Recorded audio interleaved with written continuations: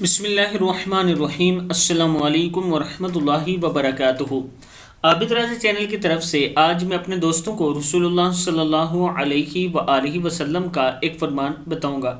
نبی اکرم صلی اللہ علیہ وآلہ وسلم نے ارشاد فرمایا، قاضی تین طرح کے ہوتے ہیں، ایک جنت میں اور دو جہنم میں۔ پس جنت میں وہ جائے گا جس نے حق پہچانا اور اس کے مطابق فیصلہ کیا، اور جس نے حق پہچانا اور پھر فیصلے میں ظلم کیا تو وہ جہنم میں جائے گا، اور جس نے جاہل ہوتے ہوئے لوگوں کے فیصلے کیے وہ جہنم میں ہوگا۔